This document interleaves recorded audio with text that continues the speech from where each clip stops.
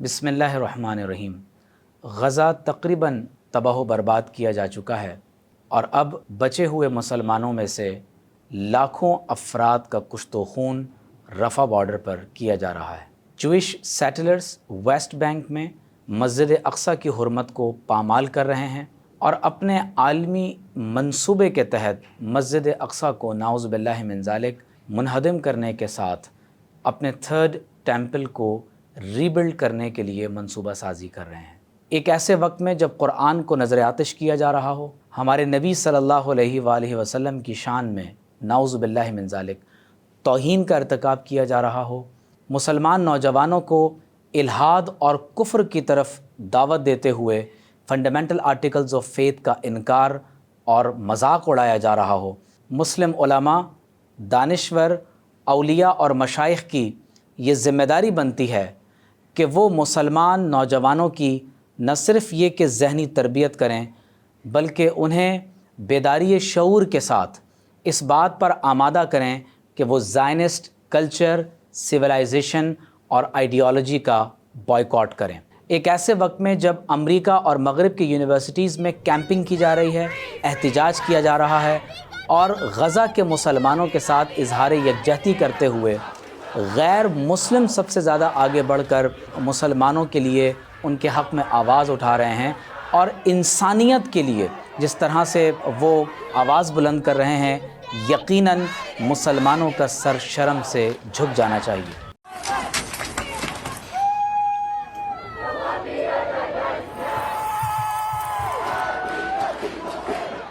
میں گزارش کرنا چاہوں گا تمام علماء، دانشور، مشائخ، اولیاء اور ان اوپینین میکرز سے جو سوشل میڈیا کے ذریعے سے یا مین اسٹریم میڈیا کے ذریعے سے ہماری رائے عامہ کو ہموار کرتے ہیں کہ خدارہ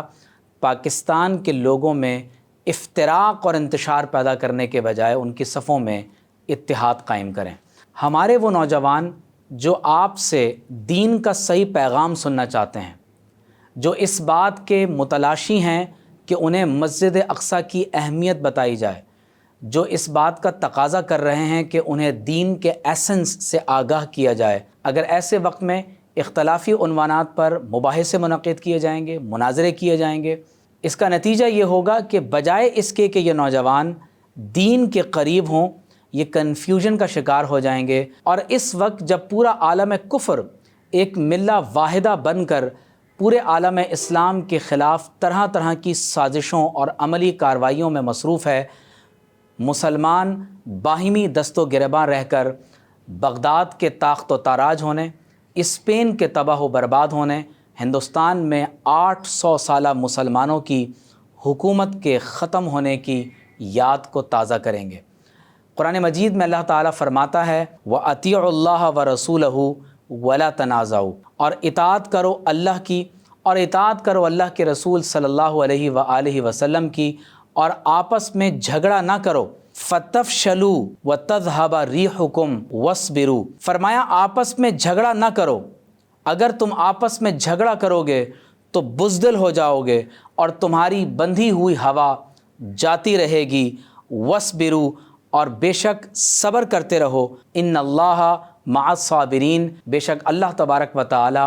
صبر کرنے والوں کے ساتھ ہے۔ ضرورت اس امر کی ہے کہ اپنی صفوں میں اتحاد قائم کیا جائے، افتراق اور انتشار سے اجتناب کیا جائے۔ ایسے عنوانات جس سے ہمارے دین کے بارے میں نوجوانوں میں کنفیوژن پیدا ہو، ان عنوانات پر، ان اختلافی موضوعات پر بحث کرنے کے بجائے امت مسلمہ کو اسلامی عقائد کے دفاع اور بالخصوص بیت المقدس اور فلسطین کے حوالے سے آپ ان میں بیداری شعور کی مہم کا آغاز کریں اور انہیں اللہ تبارک و تعالی اور اس کے نبی صلی اللہ علیہ وسلم کے دین کی طرف بلائیں۔ یہ اس وقت آپ کے پاس موقع ہے، آپ اپنے اختلافات اور انتشار کو ختم کر سکتے ہیں، اپنی صفوں میں اتحاد قائم کر سکتے ہیں۔ آپ غور کیجئے کہ ٹیمپل انسٹیٹیوٹ کی طرف سے باضابطہ طور پر جوئش یوتھ کو کس طرح سے تھرڈ ٹیمپل کو ری بلڈ کرنے کے لیے تیار کیا جا رہا ہے۔ پوری جوئش نیشن زائنزم کی بنیاد پر پوری دنیا کے نظام کو تہوبالا کیے ہوئے، پوری دنیا کے اندر جنگیں برپا ہو رہی ہیں۔ فرسٹ اور سیکنڈ ورلڈ وار کی مثال ہمارے سامنے ہے کہ جب فرسٹ ورلڈ وار کے نتیجے میں مسجد اقصیٰ ہمارے ہاتھ سے نکل گئی، جب سیکنڈ ورلڈ وار کے نتیجے میں اسرائیل کے قیام عمل میں آیا، اور نعوذ باللہ اب تھرڈ ورلڈ وار کے نتیجے میں ایسا محسوس ہوتا ہے کہ زائنسٹ اپنے ایجنڈے کی تکمیل کے لیے نعوذ باللہ اب مسجد اقصیٰ کو ڈی اسمبل کر کے ایک دوسرے مقام پر ری اسمبل کر دیں گے، اور یہاں پر تھرڈ ٹیمپل کی تعمیر کو وہ شروع کریں گے۔ ضرورت اس امر کی ہے کہ ہم اپنی صفوں میں اتحاد قائم کریں اور اپنے نوجوانوں کو، مسلم انٹیلیجنشیا کو ایک پلیٹ فارم مہیا کریں جہاں پر وہ کامن اینیمی کے خلاف کام کر سکیں۔ پاکستان کا دفاع ہمارے لیے بہت اہم ہے،